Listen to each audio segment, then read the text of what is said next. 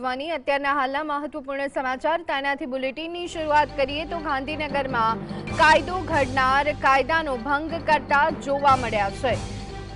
ધારાસભ્યોએ પોતાની જ કારમાં પ્રતિબંધિત લાઇટ લગાવી હોવાની જાણકારી સામે આવી છે। વિધાનસભામાં પોતાની કારમાં લાલ અને વાદળી લાઇટ ધારાસભ્યોએ લગાવી હોય તે જોવા મળ્યું। આરટીઓના નિયમ મુજબ કારમાં લાલ અને વાદળી લાઇટ લગાવવી તે પ્રતિબંધિત છે, પરંતુ ધારાસભ્યો જ આ પ્રકારના કાયદાનો ભંગ કરી રહ્યા હોય તેવા દ્રશ્યો આજે જોવા મળ્યા છે। બોટાદના ધારાસભ્ય ઉમેશ મકવાણાએ કારમાં લાલ અને વાદળી લાઇટ લગાવી હોવાની જાણકારી મળી રહી છે। 84ના ધારાસભ્ય સંદીપ દેસાઈ લાલ અને વાદળી લાઇટ વાપરતા પોતાની કારમાં જોવા મળ્યા, તો સોમનાથના ધારાસભ્ય વિમલ ચુડાસમા પણ આમાંથી બાકાત જોવા નથી મળ્યા। તેઓ પણ લાલ અને વાદળી લાઇટનો ઉપયોગ કરતા જોવા મળ્યા। કપરાડાના જીતુ ચૌધરી, સુરત પૂર્વના અરવિંદ રાણા પણ વીઆઈપી લાઇટમાં જોવા મળ્યા। લાલ અને વ્હાઇટ લાઇટ પર પ્રતિબંધ હોવા છતાં વાદળી લાઇટ પર પ્રતિબંધ હોવા છતાં તમામ ધારાસભ્યો આ જ લાઇટનો ઉપયોગ કરતા હોય તેવા દ્રશ્યો સામે આવી રહ્યા છે। જે ધારાસભ્યો જ્યારે કાયદો ઘડતા હોય છે તેવા જ ધારાસભ્યો હવે આખરે આ કાયદાનો ભંગ કરતા હોય તેવા દ્રશ્યો સામે આવ્યા છે। ધારાસભ્યોએ જ પોતાની કારમાં પ્રતિબંધિત લાઇટો લગાવી હોય તેવા દ્રશ્યો આ વિધાનસભાની બહારના દ્રશ્યો છે, આપ જોઈ રહ્યા છો। કારમાં લાલ અને વાદળી લાઇટ લગાવી એ ગુનો બને છે આરટીઓના નિયમ પ્રમાણે, પરંતુ નિયમોના લીરે લીરા ઉડાડતા સામાન્ય લોકો નહીં, પરંતુ આ જ ધારાસભ્યો જોવા મળી રહ્યા છે જે વિધાનસભામાં બેસી અને કાયદો નક્કી કરતા હોય છે। વિધાનસભાની બહાર તે જ કાયદાનું ઉલ્લંઘન કરતા આ ધારાસભ્યો પર આખરે પગલાં લેવાશે કે કેમ તે એક સવાલ છે। આરટીઓના નિયમ મુજબ આ પ્રકારની લાલ અને વાદળી લાઇટ લગાવી એ પ્રતિબંધિત છે, પરંતુ આ તમામ એવા ધારાસભ્યો કે જે પોતાની કારમાં આ જ પ્રકારની લાઇટો લગાવી હોય તેવા દ્રશ્યો સામે આવી રહ્યા છે। લાલ અને વાદળી લાઇટ આપ સ્પષ્ટપણે જોઈ શકો છો તે પ્રકારની લાઇટો લગાવી અને વિધાનસભાની બહાર કારમાંથી નીચે ઉતરતા તેઓ નજરે પડી રહ્યા છે। વિમલ ચુડાસમા પણ આ પ્રકારની લાઇટનો ઉપયોગ કરતા જોવા મળ્યા। કપરાડાના જીતુ ચૌધરી, સુરત પૂર્વના અરવિંદ રાણા, તો 84ના ધારાસભ્ય પણ આ જ પ્રકારની લાઇટનો ઉપયોગ કરતા જોવા મળ્યા છે। લાલ અને વાદળી લાઇટ માટે 5000 રૂપિયાનો દંડ છે, તો શું આ ધારાસભ્યો પાસેથી 5000 રૂપિયાનો દંડ વસૂલવામાં આવશે? પ્રતિબંધિત લાઇટ માટે લાયસન્સ સસ્પેન્શનનો પણ રૂલ છે, તો શું આમનું લાયસન્સ રદ કરવામાં આવશે? આ સવાલ સામાન્ય જનતા કરી રહી છે, કારણ કે રસ્તા પર જ્યારે લોકોને રોકી અને મોટા મોટા દંડ વસૂલવામાં આવતા હોય છે ત્યારે શું આ ધારાસભ્યો પાસેથી પણ આ જ પ્રકારની કાર્યવાહી કરવામાં આવશે?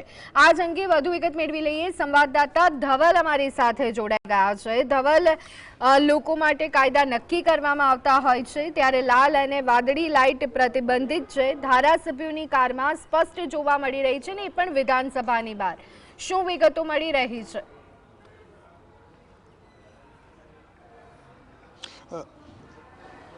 जी ચોક્કસથી ધ્વની વાત કરવામાં આવે તો જે કાયદાના ઘડનારાઓ છે તે વિધાનસભા ગૃહમાં બેસીને જે કાયદા ઘડતા હોય છે તે જ લોકો કાયદાનું જે અનાદર છે તે કરતા જોવા મળી રહ્યા છે। કારણ કે કહી શકાય કે વિધાનસભા સત્ર અત્યારે હાલ જે બજેટ સત્ર ચાલી રહ્યું છે તેની અંદર જે ધારાસભ્યો આવતા હોય છે તેમની ગાડીઓની અંદર જે નંબર પ્લેટની નીચેની બાજુમાં જે લાઇટ છે તે જોવામાં આવે તો લાલ અને જે વાદળી રંગની ગાડી જે પોલીસના ઇમરજન્સી ઉપયોગ માટે જે લેવામાં આવતી હોય છે તે ગાડીની અંદર લગાવેલી જોવા મળતી છે। એટલે કે ફક્ત ને ફક્ત સામાન્ય નાગરિકો માટે જ આ કાયદો છે, ધારાસભ્યો માટે કે નેતાઓ માટે આ કાયદો લાગુ નથી પડતો તેવો પ્રશ્ન સામાન્ય જનતા પણ પૂછી રહી છે। એટલે કે કહી શકાય કે આ જે પ્રકારની લાઇટો નાખવામાં આવી છે તેની ઉપર કોઈ પોલીસ કાર્યવાહી કેમ નથી કરતી? કારણ કે જ્યારે ગુજરાત વિધાનસભામાં સુરતના ધારાસભ્યની વાત કરવામાં આવે તો 84 સુરતના ધારાસભ્ય સંદીપ દેસાઈની ગાડીમાં પણ આ પ્રકારની લાઇટ છે તે જોવા મળી હતી। સુરતથી ગાંધીનગર ગાંધીનગર સુધી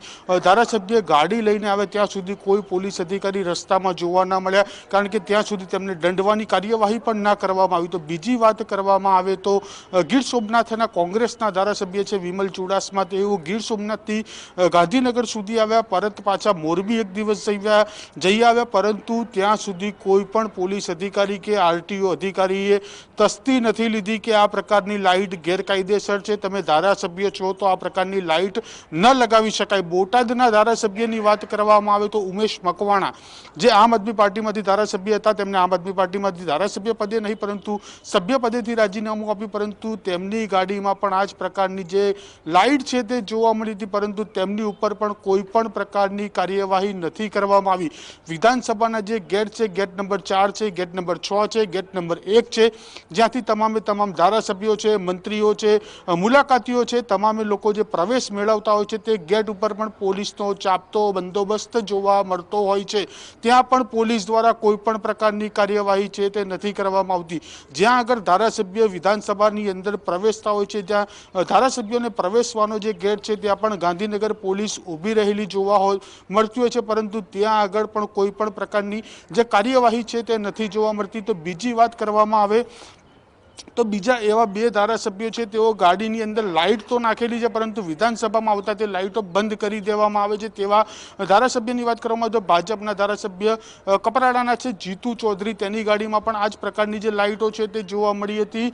તો સુરત પૂર્વના જે ધારાસભ્ય છે અરવિંદ રાણા, તેની ગાડીમાં પણ આ જ પ્રકારની જે લાઇટો છે તે જોવા મળી હતી. એટલે કે કાયદો ફક્ત સામાન્ય નાગરિક માટે જ છે કે પછી ધારાસભ્યોને આ પ્રકારનો જે કાયદો છે તે નથી લાગુ પડતો. હવે જીએસટીવીના અહેવાલ બાદ જોવાનું રહેશે કે ધારાસભ્યો પોતાની જે વીઆઈપી કલ્ચરવાળી જે લાઇટો છે તે ઉતારે છે કે ત્યારબાદ કાયદાકીય રીતે તેમની ઉપર પોલીસ દ્વારા કોઈ પણ જાતના જે પગલાં છે તે લેવામાં આવે છે કે નહીં.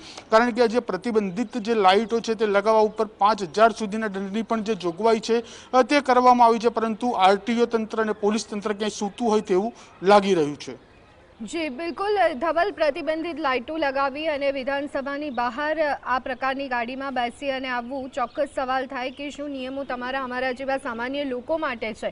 ચર્ચાઓ આવી પણ જોવા મળી રહી છે કે ધારાસભ્ય પાસેથી ન તો દંડ વસૂલવામાં આવશે, ન તો તેમનું લાયસન્સ સસ્પેન્ડ કરવામાં આવશે. ધારાસભ્યો પાસેથી જાણવાની કોશિશ કરી હતી, આ બાબતે તેમની પ્રતિક્રિયાઓ કોઈ મળી હતી કે કેમ ધવલ?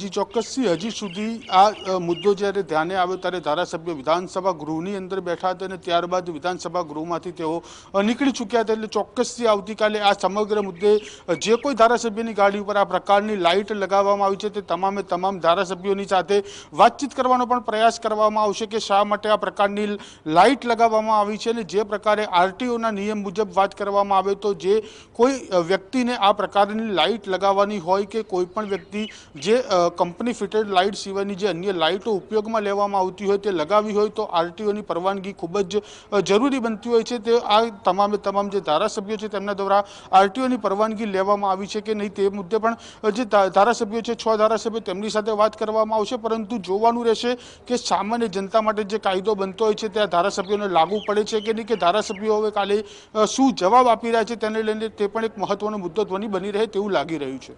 આભાર ધવલ સમગ્ર માહિતી આપવા બદલ.